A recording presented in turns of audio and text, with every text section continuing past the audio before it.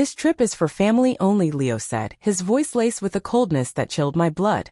I stood frozen in the middle of the bustling airport, my suitcase in hand, my heart shattering into 1,000 pieces as I watched my own son cross my name off the passenger list.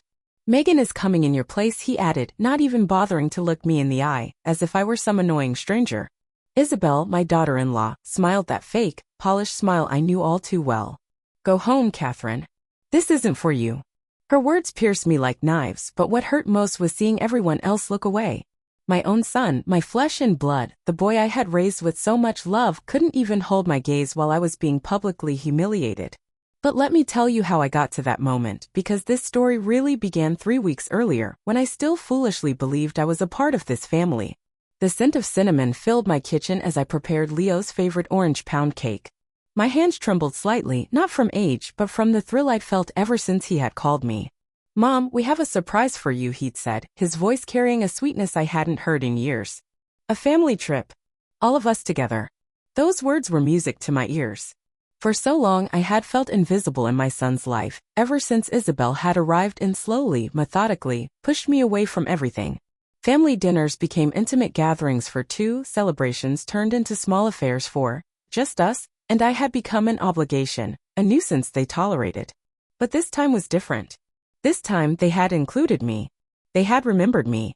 They had invited me to be part of something special again. I spent days shopping, wandering through every store in the mall, searching for the perfect outfits. I wanted to look good. I wanted Leo to be proud of his mother. I bought a coral dress that made me feel younger, comfortable yet elegant shoes, and even allowed myself that pearl necklace I'd been admiring for months in a shop window. In the nights leading up to the trip, I couldn't sleep from excitement. I lay awake imagining conversations, shared laughter, and the photographs we would take together. I pictured dinners under the stars, strolls on paradise beaches, moments where I would finally feel like a part of my son's life again. I packed and repacked my suitcase obsessively, each item folded with care, every detail considered. I included my medications, books for the flight, and small gifts I had bought for each of them. I wanted this trip to be perfect. I wanted to prove to them that their decision to include me had been the right one. The morning of the trip, I woke before dawn. I got ready with special care, choosing every detail of my appearance. The mirror reflected the image of an older, yet dignified woman, ready to reclaim the place she had lost in her family's heart. I arrived at the airport an hour early, my heart pounding with a mix of excitement and nerves. I searched the crowd for Leo and Isabel, anxious to see them, to begin this adventure I had so longed for. When I finally spotted them near the check-in counter, something in their expressions made me hesitate. Leo seemed tense, avoiding my gaze, and Isabel was whispering something in the ear of a woman I didn't immediately recognize. It was Megan, Isabel's friend. But what was she doing here? This was supposed to be a family trip. I approached with a smile, dragging my suitcase, ready to greet them and start what I thought would be the best trip of our lives. Good morning, I said, my voice filled with hope. That's when Leo looked at me for the first time that morning, and his eyes didn't hold the joy I expected to see. They held something much worse. Pity mixed with irritation. Mom, he began, and in that single word, I knew something was terribly wrong. We need to talk. We need to talk, Leo repeated, and each word fell on me like a drop of ice. He led me to a corner of the airport, away from Isabel and Megan, who watched from a distance with expressions I couldn't decipher. At that moment, I thought maybe there was a problem with the tickets, some last-minute change in the itinerary. You never imagine the worst until it's staring you in the face. Mom, there's been a change of plans, he started, still unable to hold my gaze. His hands fidgeted with his phone, a nervous habit he'd had since he was a boy and broke something in the house. The trip? Well, we decided it would be better if it was just for the immediate family. But I am your family, I whispered, feeling the words get stuck in my throat. I'm your mother, Leo. What's more immediate than that? He ran a hand through his hair, a gesture he inherited from his father. It's not personal, Mom. It's just that. Isabel thought it would be more appropriate if Megan came with us. She and Isabel have a lot in common, and you don't really fit into our plans. I didn't fit. Those words echoed in my head like a painful gong. 45 years after giving birth to this man, after raising him, sacrificing my youth, my dreams, my own life for him, I didn't fit into his plans. But Leo, my voice trembled now, I've been preparing for weeks. I bought new clothes, I rearranged all my commitments, I even canceled my doctor's appointments. I was so excited. I know, Mom, and I'm sorry. But it's already decided. Megan is coming with us and you're going home. We walked back to where Isabel and Megan were standing. My daughter-in-law's friend gave me a smile that tried to be understanding but only managed to be condescending. Catherine, I hope you understand, she said. It's for the best. Isabel then approached with that cold elegance that had always intimidated me. She wore an impeccable travel outfit, her hair perfectly styled, and a smile that never reached her eyes. Catherine dear, she said, using that sweet voice she reserved for company. It really is for the best. This trip is going to be very active, lots of walking, activities that require energy. At your age you could get hurt. At my age? As if I were a decrepit old woman, incapable of taking care of myself. As if my 65 years automatically made me a burden, a nuisance, something to be tolerated rather than celebrated. Besides, Isabel continued, Megan and I have so many things to plan. We're organizing some events for when we get back. And we need this time to coordinate everything. You wouldn't be interested in those things. I watched as Leo nodded at every one of his wife's words like an obedient puppet. The boy who had once promised he would always take care of me, that he would never leave me alone, now stood there, validating every one of Isabel's cruel excuses. But you can water the plants while we're gone, Isabel added with a smile meant to be generous. And maybe tidy up the house a bit? You know how we like to find everything perfect when we return. There it was, the naked raw truth. I wasn't his mother in this scenario. I was his unpaid housekeeper. The convenient woman who kept his things in order while they lived their perfect life without me. Megan came over with my ticket, now replaced by hers. Thanks for understanding, Catherine. I really appreciate you making this trip possible for me. Making it possible for her. As if I had voluntarily given up my spot. As if it had been my decision to gift my happiness to a stranger. Leo finally looked at me, and for a moment I thought I saw a glimmer of the boy who used to run to me when he got hurt, who hugged me during nightmares, who told me I was the best mom in the world. Mom, please don't make that face. We'll do something special when we get back, I promise. Another empty promise like all the ones he'd made in recent years. Dinners that were canceled, visits that were postponed, calls that never came. The loudspeaker announced the first call for the flight. My flight. The flight I had been waiting for weeks. The trip that had filled my thoughts with hope and joy. Isabel took Megan's arm. Come on, we need to check in. She turned to me one last time. Catherine, call a taxi to go home. And remember to water the balcony plants, please. I just stood there holding my suitcase like an idiot, watching them walk away towards the boarding area. Leo didn't turn around even once. Isabel walked with that elegance people so admired, arm in arm with Megan, talking animatedly as if nothing had happened, as if they hadn't just shattered the heart of a 65-year-old woman in the middle of a crowded airport. But I was still there, frozen, unable to move, unable to process what had just happened. People bustled past me, dragging their suitcases, hugging their loved ones, living their normal lives while mine was falling apart. A tear rolled down my cheek, then another and another. I couldn't control them. 50 years of marriage had taught me not to cry in public, to maintain composure, to be the perfect wife, the perfect mother, the woman who never caused trouble. But there I was crying like a lost child in the middle of the city's largest airport. Are you all right, ma'am? A soft voice pulled me from my trance. It was an airline employee, a young woman with kind eyes who looked at me with genuine concern. Yes, I lied automatically, wiping the tears with the back of my hand. There's just been a change of plans. She nodded with understanding. She had probably seen this scene 1,000 times before. Families disintegrating, dreams shattering, hearts breaking in the most unexpected places. Do you need help with anything? Changing your ticket, perhaps? My ticket? Of course. I had a ticket that was now worthless, to a destination I could no longer reach, for a trip that no longer included me. No, I whispered. There's nothing left to change. I started walking towards the exit, dragging my suitcase across the polished airport floor. Each step was an effort, each movement required a strength I didn't know I had. The sounds of the airport seemed distant, as if I were walking underwater. I reached the taxi stand and stopped.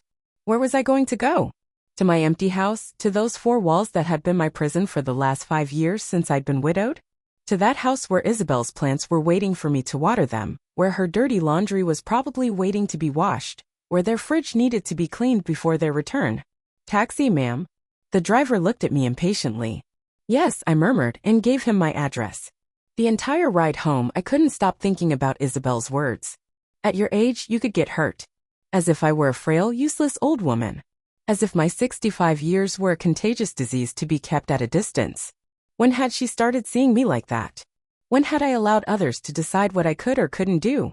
I remembered my own mother, who at 70 had traveled through Europe alone, who had learned to use computers, who had lived every day as an adventure until her last moment. But I wasn't like my mother.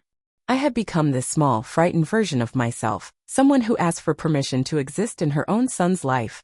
When I got home, I opened the door and the silence hit me like a slap in the face. That silence I knew so well, that had been my constant companion for the past few years. I dropped my suitcase at the entrance and went straight to my room. I sat on the edge of the bed and looked at my reflection in the dressing table mirror. The woman looking back at me seemed defeated, small, and insignificant. It was as if my whole life had been reduced to this moment, to this humiliation, to this feeling of not even being worth the price of a plane ticket. I picked up my phone to call Diane, my only true friend, the only person who might understand what I was feeling. But as I dialed her number, I stopped. What was I going to tell her? How was I going to explain that my own son had replaced me with his wife's friend? How could I confess that I had been idiotic enough to believe they actually wanted me on that trip? I hung up before she could answer. I got up and went to the closet where my coral dress hung next to the new shoes I had bought for the trip. I touched them with my fingertips, remembering the excitement I had felt buying them, the hope I had placed in every choice. It was then that something inside me broke. It wasn't a dramatic moment, not an explosion of anger. It was something subtler and deeper. It was the moment I realized I had spent my entire life trying to earn the love of people who had already decided I didn't deserve it. I took the coral dress and held it up in front of me. It was beautiful, elegant, it made me look radiant. I had bought it to impress a family that saw me as a nuisance. I had spent money I didn't have on clothes for a trip to which I wasn't truly invited. But for the first time in years, instead of feeling sorry for myself, I felt something different. I felt rage. A clean, powerful rage that started in my stomach and spread through my body like fire. It wasn't rage against Leo, though part of me hated what he had become. It wasn't rage against Isabel, though her cruelty had been unnecessary. It was rage against myself. For having allowed this to happen. For having become so small, so invisible, so desperate for crumbs of affection. I took off the clothes I had carefully chosen for the airport and put on the coral dress. I looked at myself in the mirror, and for the first time in a long time, I liked what I saw. I wasn't a pathetic old woman begging for attention. I was a 65-year-old woman who had raised a son, who had maintained a marriage for 5 decades, who had survived the death of her husband, and who deserved much more than what she was getting. I went down to the kitchen, still in the coral dress. The house felt different now, as if it had changed owners in my absence. I looked at Isabel's plants on the balcony, those plants she had ordered me to water as if I were her personal gardener. I looked at the to-do list she had left stuck to the refrigerator. Clean the house, do the shopping, prepare dinner for when we get back. I took the list and tore it into tiny pieces. Every piece of paper that fell to the floor was an order I would no longer follow, an expectation I would no longer meet, a chain I had just broken. My phone buzzed. It was a message from Leo. Mom, we're on the plane. Thanks for understanding. Don't forget the plants. Not even an I love you or miss you. Just a reminder about the damn plants. I typed and deleted a reply 1,000 times. I wanted to tell him what I really thought, to scream that he was a coward, to ask him at what point I had stopped being his mother and become his employee. But instead I simply wrote, have a good trip. Then I turned off the phone. I went to my desk and took out a checkbook I hadn't used in months. I needed to get out of there, to go anywhere that wasn't this house filled with obligations to people who didn't value me. But when I checked my bank account, reality hit me. I barely had enough money for the month's expenses. My entire financial life had depended on Leo since my husband Robert died. He managed the finances, he decided how much I could spend, he controlled every dollar that came in or out. I had become a child, financially dependent on the generosity of my own son. But then I remembered something. In the back of my closet, I kept an old shoebox filled with documents I had never reviewed after Robert's death. Leo had taken care of organizing everything, but I had kept some papers without his knowledge. I ran upstairs and found the box. My hands trembled as I sifted through old bills, receipts, and documents I didn't fully understand. And then at the very bottom, I found a sealed envelope with my name written in my husband's handwriting. I opened it carefully. Inside was a letter and several legal documents. The letter read, "My dearest Catherine, if you are reading this, it means I am no longer with you. There are things I never told you because I didn't want to worry you, but you need to know them now. The aviation company I inherited from my father was never sold, as we told Leo. It is in your name now. The documents are in the safe deposit box at the bank.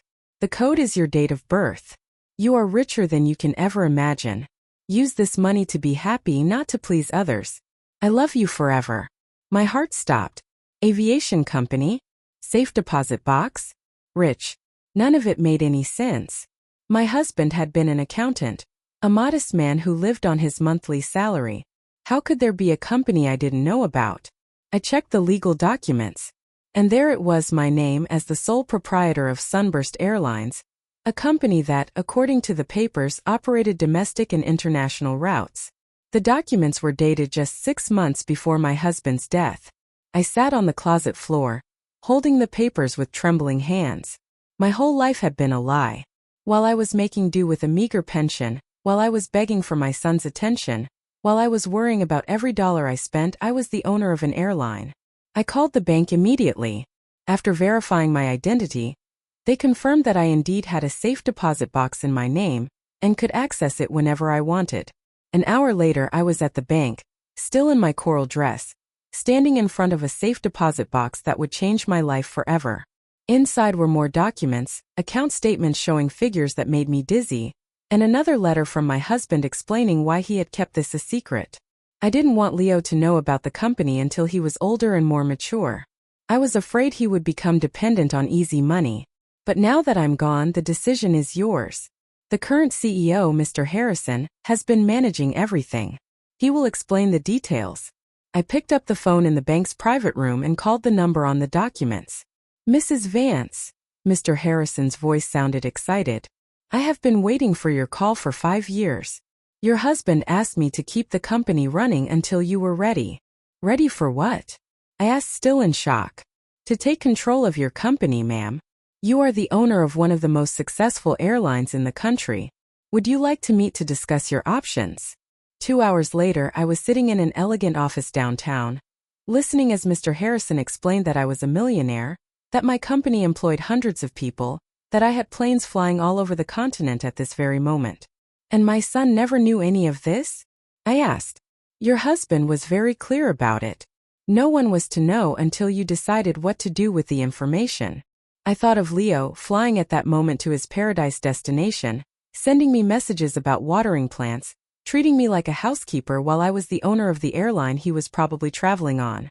"Mr. Harrison," I said with a smile I hadn't felt in years, "I need you to verify something. Do we have information on Flight 347 to Cancun that left this morning?" "Of course, ma'am. That's one of our flights." He checked his computer. "The Vance family, 3 passengers. Is there a problem?"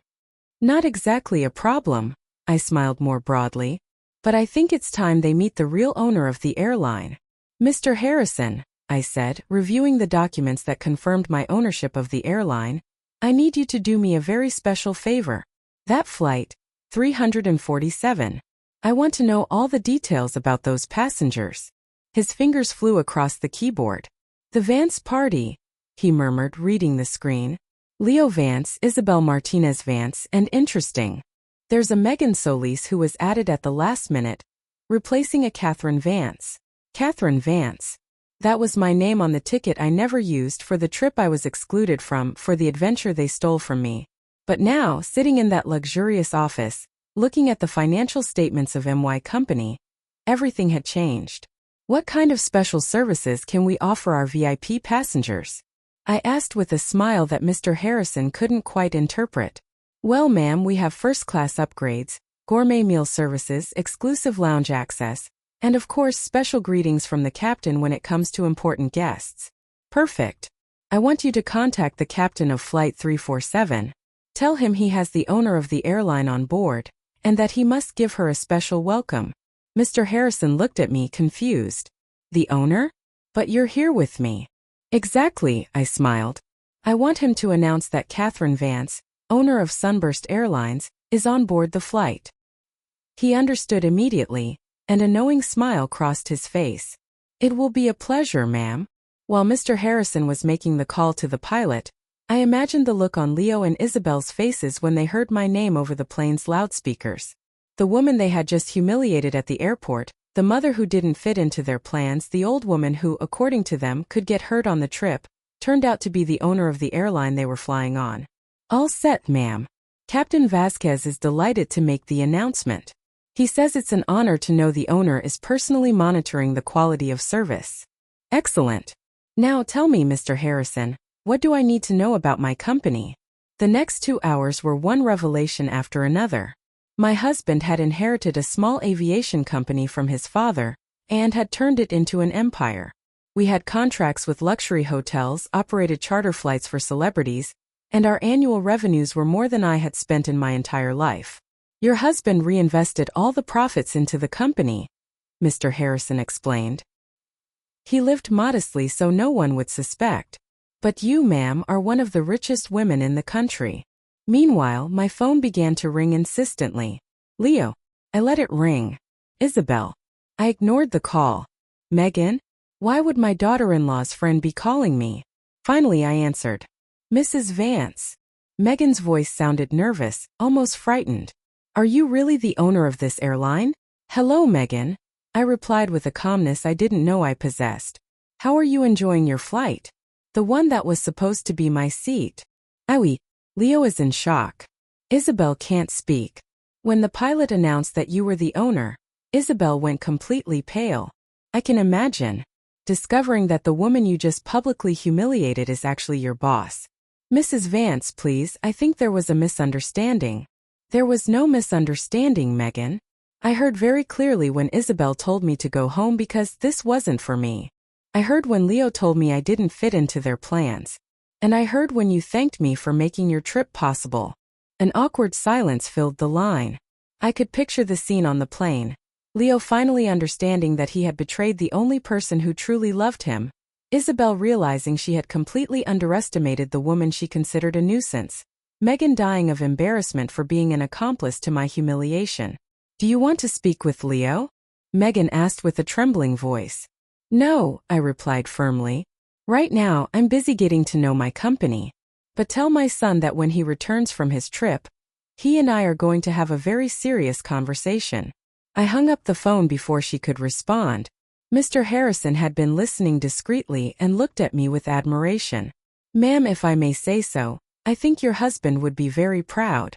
He always said you were stronger than you thought." It seems he was right. "Now, Mr. Harrison, I need to understand something.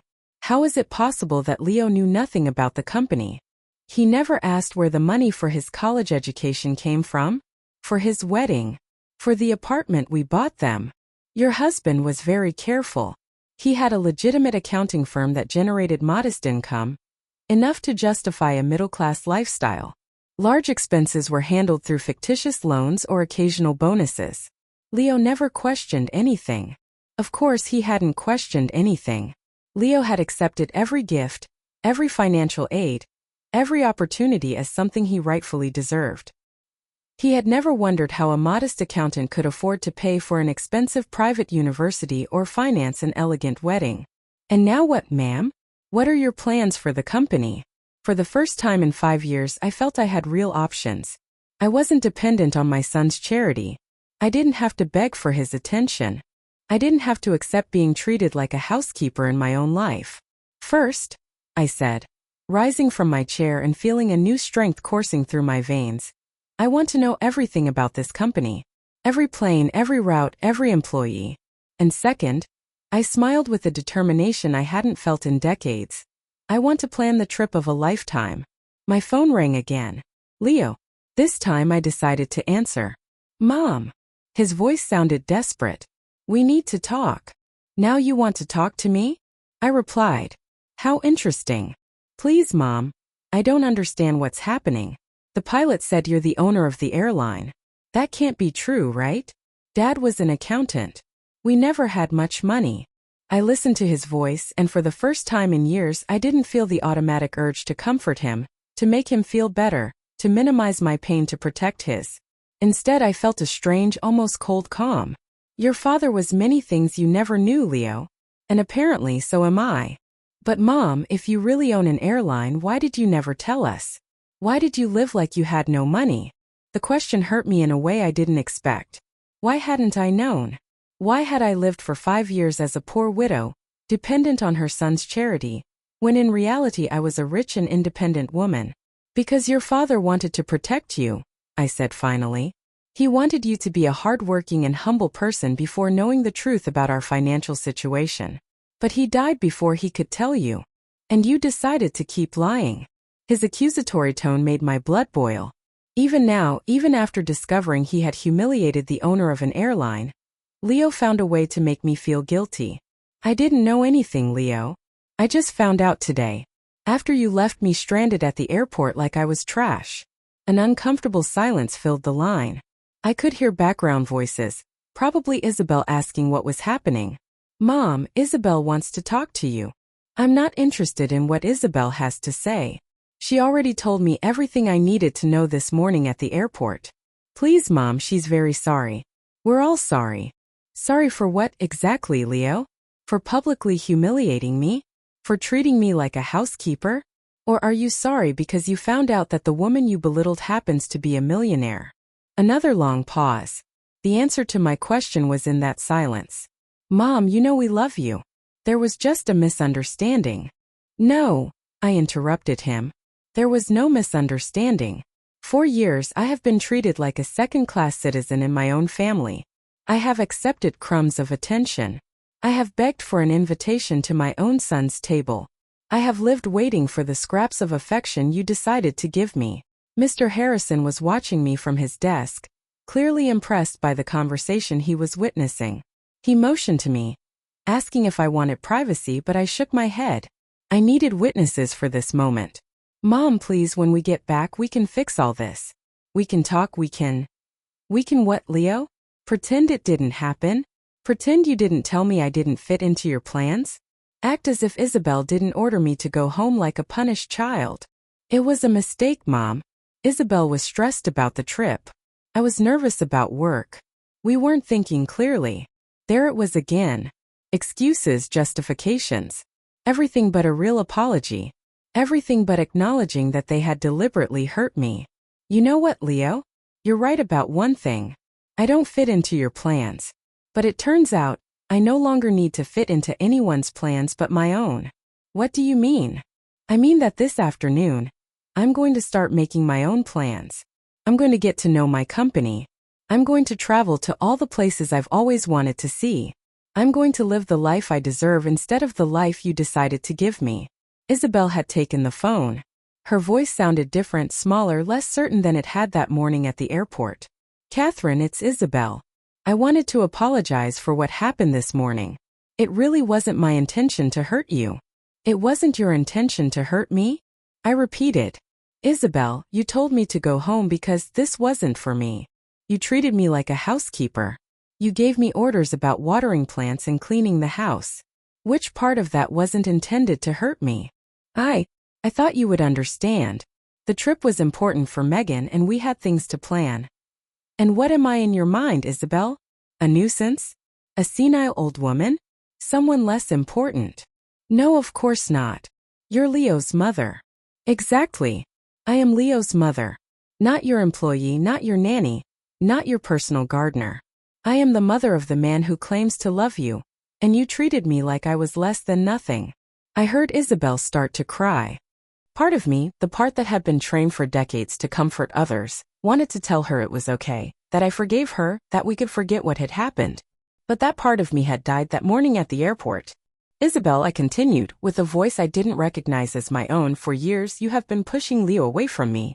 You have turned every family gathering into a competition where I always lost.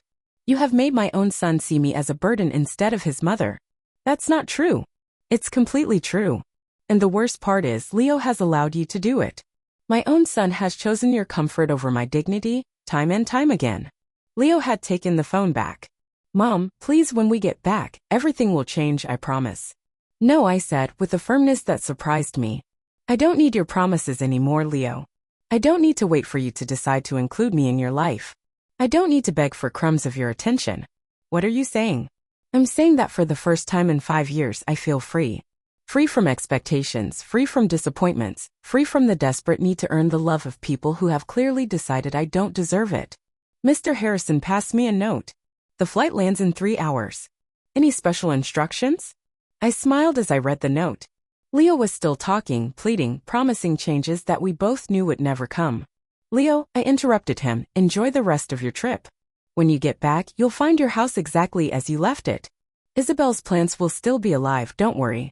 But I won't be there waiting for you anymore. I hung up the phone, and for the first time in years I felt a silence that didn't scare me. It was a silence filled with possibilities instead of emptiness and loneliness. Mr. Harrison, I said, turning to him, I need your help with something. I want there to be a surprise waiting for my guests when that flight lands. What kind of surprise, ma'am? I want them to know exactly who I am. Not the pathetic woman they humiliated this morning, but the owner of the company that just gave them the trip of their lives. Mr. Harrison smiled knowingly. Are you thinking of a special reception? Exactly.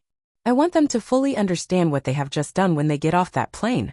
We spent the next hour planning every detail. Mr. Harrison contacted the airport manager in Cancun, organized a special reception, and made sure that Leo, Isabel, and Megan would know exactly who had made every moment of luxury they had just experienced possible. Meanwhile, I made a decision I had been avoiding for 5 years. I called Diane, my only true friend, the woman I had known since college and who had always told me the truth, even when it hurt to hear. Catherine. Her voice sounded surprised. How are you? I thought you'd be flying somewhere exotic with Leo. Diane, I need to tell you something. Can you come see me? Of course. Are you okay? You sound different. I'm more than okay. For the first time in years, I'm awake. An hour later, Diane was sitting in my living room, her eyes growing wider as I told her everything that had happened. The humiliation at the airport, the discovery of the airline, the phone confrontation with Leo and Isabel. Oh my God, Catherine, she murmured when I finished. I always knew Isabel was a viper, but this is cruel even for her. Why did you never tell me what you really thought of her? Diane sighed. Because you defended her. Every time I tried to point out how she treated you, you made excuses for her. You said she was young, that she was adjusting, that Leo made her happy. She was right.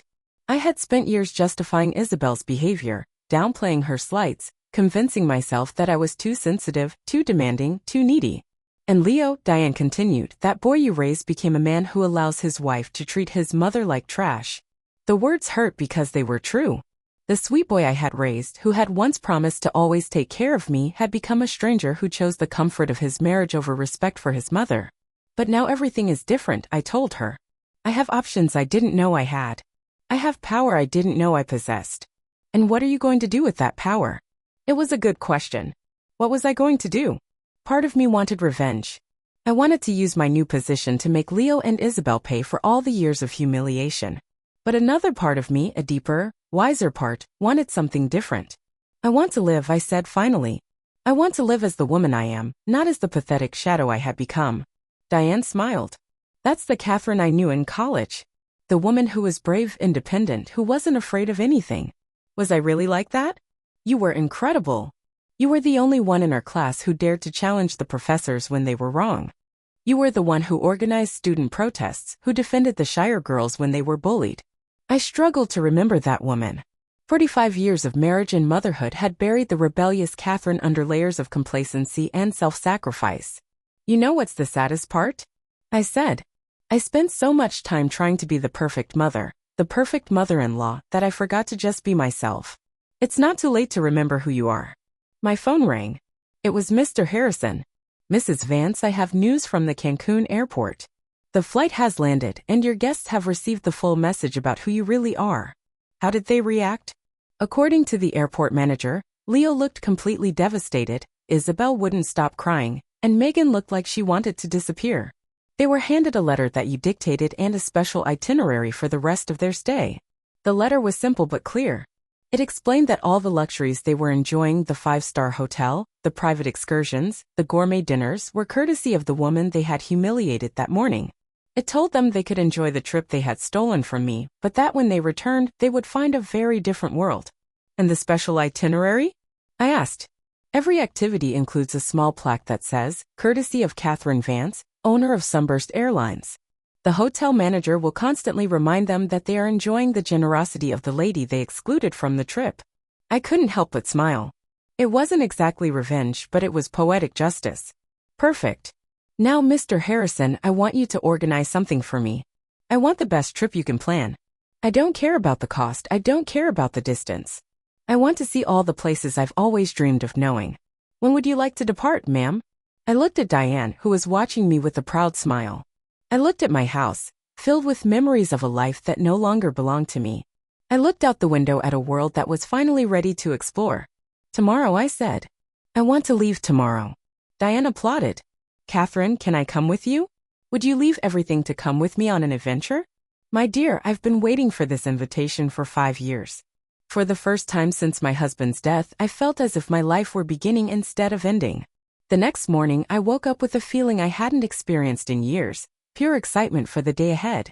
It wasn't the nervous anxiety of wondering if Leo would call or the constant worry of whether I had done something to annoy Isabel. It was the clean thrill of a woman who had finally regained control of her own life. Diane arrived early with 2 suitcases and a smile she couldn't contain. Ready to conquer the world? She asked as she entered my house. More than ready, I replied, and for the first time in a long time, my words had the weight of truth.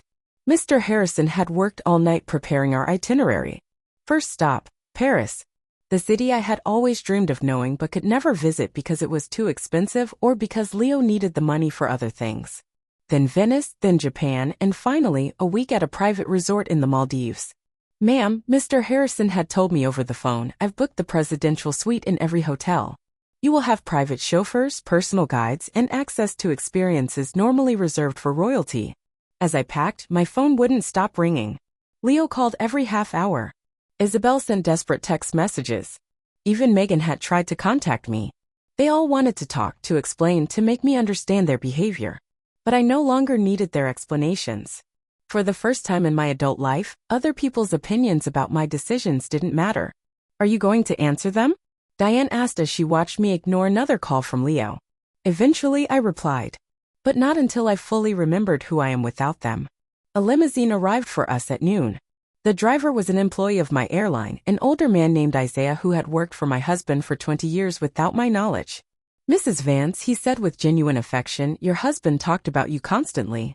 He always said you were the strongest woman he knew, but that you had forgotten your own strength. His words moved me in an unexpected way. My husband had seen something in me that I had lost sight of, something I had buried under years of complacency and self-sacrifice. At the airport, everything was different from the humiliation of the day before. We were received like royalty, escorted through private corridors, treated with the respect the owner of the airline deserved. The contrast with the previous 24 hours was so dramatic it almost felt like a dream. The captain of the flight, the same one who had announced my name the day before, greeted me personally. Mrs. Vance, he said with a genuine smile. It's an honor to have you on board your own plane. My own plane. The words echoed in my mind as I took my seat in first class. This was my plane, my company, my life, which I was finally living on my own terms. During the flight to Paris, Diane and I talked like we hadn't in years.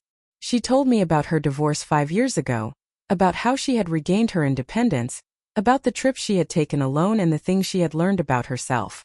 You know what's the most liberating thing? She said as we drank champagne over the Atlantic. Discovering that you don't need anyone's approval to be happy. She was right. For decades, I had lived seeking the approval of my husband, then Leo, then Isabel. I had measured my worth by how happy others were with me, by how useful I was to them, by how little I bothered them. My phone vibrated with another message from Isabel. Catherine, please, we need to talk. This is all a terrible misunderstanding. Leo is destroyed. I showed the message to Diane, who read it and shook her head. Now that they know you have money, suddenly everything is a misunderstanding. Exactly. Yesterday, I was a problematic old woman who didn't fit into their plans. Today, I'm a victim of a terrible misunderstanding. I wrote a brief reply. Enjoy the rest of the trip. We'll talk when I get back. But I knew that when I returned, if I returned, I would be a completely different woman. We landed in Paris under a golden sunset sky. The city stretched before us like a fulfilled promise, like a dream that had finally come true. Not because it was Paris specifically, but because it represented everything I had desired but never allowed myself to have. At the hotel, the suite was larger than my entire house. It had a view of the Eiffel Tower, a grand piano, and fresh flowers in every room. The manager greeted us personally, offered us champagne, and assured us that anything we needed would be available 24/7. Can you believe this is real? I asked Diane as we stood on the balcony, looking at the illuminated city. My dear, she replied, this isn't just real. This is what you deserve. This is what you always deserved. That night, we dined at the hotel's restaurant, a Michelin-starred place where every dish was a work of art. We didn't talk about Leo. We didn't talk about Isabel. We didn't talk about the past. We talked about the future. About the places we wanted to see, the experiences we wanted to have. You know what's the most incredible thing about all this? I said as we tasted a dessert that looked too beautiful to eat. What?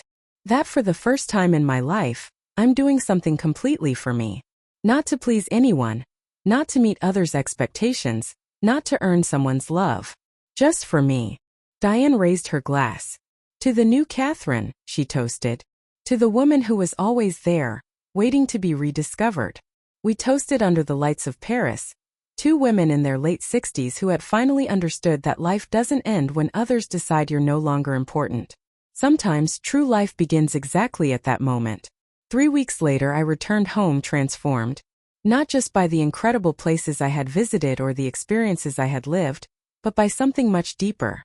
I had remembered who I was before I became a shadow of others' needs. Paris had returned my love for art and culture. Venice had taught me that beauty exists to be enjoyed, not just admired from afar. Japan had shown me the dignity that comes from valuing yourself. And the Maldives had given me the gift of inner silence, that peace that doesn't depend on anyone's approval. But the real change had happened in the late-night conversations with Diane, in the moments of solitude watching sunrises from places I always thought were unreachable, in the gradual realization that I had spent decades living a life that didn't belong to me. Leo was waiting for me when I got home. He looked thinner, older, as if the last few weeks had been hard on him. Isabel wasn't there, which didn't surprise me. Mom, he said as I left my suitcases at the entrance, we need to talk. You're right, I replied. We do need to talk. But this time I'm going to speak first. I sat in my living room in my favorite armchair, in my house that now felt truly mine again.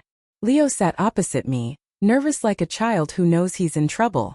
For 45 years, I began, I was your mother in the way I thought I should be.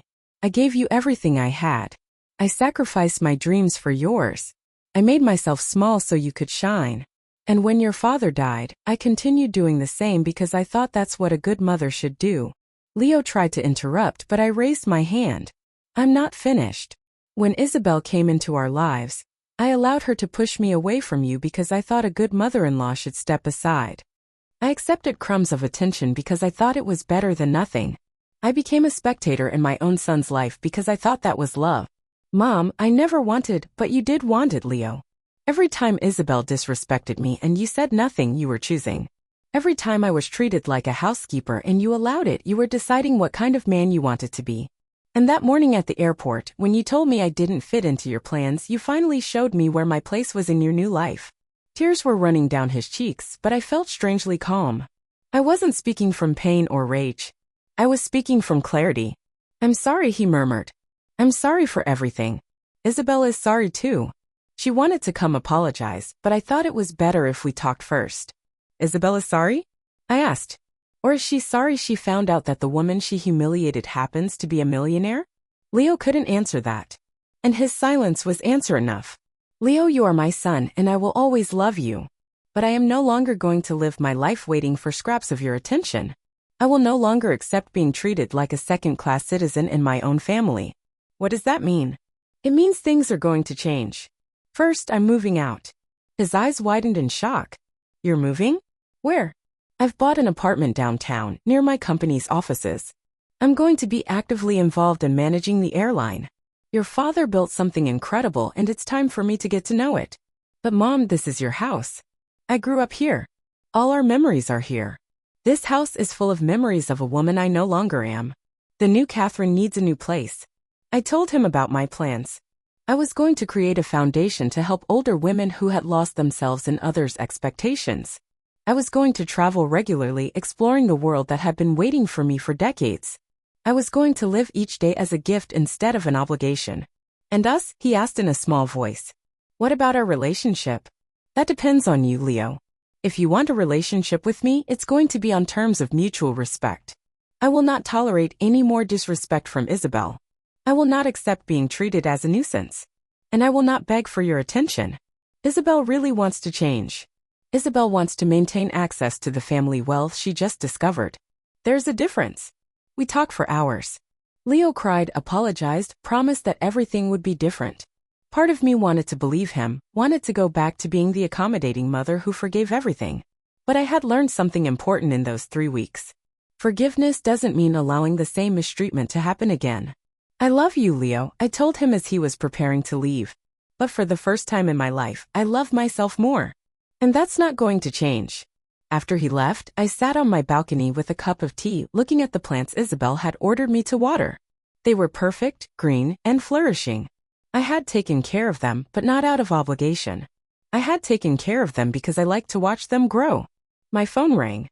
It was Mr. Harrison with news about a new company project. As we talked about expansions and future plans, I realized something wonderful. For the first time in decades, I was excited about tomorrow. 6 months later, my new life was fully established. My apartment was a haven of peace and beauty. My work at the airline gave me purpose and satisfaction. My foundation had already helped 50 women rediscover their self-worth. Leo visited regularly alone. Isabel had tried to reach out several times, but I had been clear, respect is not negotiated, it is earned. Are you happy, Mom? Leo asked me during one of our monthly dinners. I'm free, I replied. And freedom, when you finally find it after decades of not having it, feels a lot like happiness. That night, I wrote in my diary, at 65, I learned that it's never too late to choose your own life, that true love begins with yourself, and that sometimes the best adventures begin exactly when you think everything is over. The woman who had been humiliated at an airport no longer existed. In her place was a woman who knew her worth, who was living her dreams, and who finally understood that the most extraordinary life is the one you choose to live for yourself. 2 years later, I was standing on the deck of my private yacht, sailing through the crystal-clear waters of the Mediterranean. Diane was reading a book beside me while Captain Uriel, one of my most trusted employees, guided us to the next Greek island we wanted to explore. The afternoon sun cast golden reflections on the water, and for a moment, I paused to think about how surreal this new reality felt. My phone vibrated with a message from Megan, surprisingly. Catherine, I wanted to thank you. Seeing what you did inspired me to leave my abusive husband. I have my own catering company now, and for the first time in 15 years, I feel alive. Thank you for showing me it's never too late to change. I smiled as I read it. In the past 2 years, I had received hundreds of similar messages. Women of all ages who had seen my story in magazines, who had heard about the foundation in the news, who had decided that they too deserved more than what they were getting. Each message was a reminder that my pain had served a purpose greater than myself. My relationship with Leo had found a new, surprisingly healthy balance. We saw each other every 2 weeks for dinner, but on my terms and in places of my choosing. He had started therapy to understand how he had allowed his marriage to damage our relationship. Isabel had finally understood that her previous behavior had been unacceptable, and while our relationship would never be warm, it was at least respectful. She had learned to call me by my name instead of ignoring me, and she no longer gave me orders about plants or household chores. What are you thinking about? Diane asked, noticing my contemplative smile. About how strange life is, I replied. The worst day of my existence became the first day of my real life. If someone had told me 2 years ago that I would be sailing through Greece on my own yacht, I would have thought they were crazy. Diane closed her book and came to the railing where I was standing. You know what impresses me most about all this? What? That you didn't change to get revenge on Leo and Isabel. You changed for yourself. That's the difference between a real transformation and just a tantrum with money. She was right. For the first few months after the airport incident, I had been tempted to use my new wealth to make Leo and Isabel pay for their cruelty. I could have taken Leo's job away. I could have made Isabel feel as small as I had felt. But I had learned something important. Revenge keeps you connected to your pain, while liberation allows you to move on. That afternoon, as we were having dinner at a restaurant overlooking the sea in Santorini, an older woman approached our table with hesitant steps. She wore a simple but clean dress, and her eyes had that look I knew so well, that of someone who has lived for too long being invisible. Are you Catherine Vance? She asked timidly. I read about you in a magazine my granddaughter showed me. I'm 75 and my family treats me exactly as you described in that interview. Do you really think there's still time for me? My dear, I said, taking her wrinkled hand in mine, life doesn't have an expiration date. It only has moments of awakening. Yours can be today if you so choose. Her eyes filled with tears, but they were tears of hope, not despair. She told me her story for the next 20 minutes, a widow, financially dependent on her son, treated as a free nanny for her grandchildren, ignored in important family decisions. My son tells me I should be grateful that he allows me to live in his house, she whispered. But that house was mine before I gave it to him. I gave her my personal card and the contact information for Elena Vargas, the director of my foundation. Call her tomorrow. We have programs for women in your exact situation. You are not alone, and it is definitely not too late. The woman left with a smile she probably hadn't shown in years, and I felt grateful again for having turned my pain into purpose.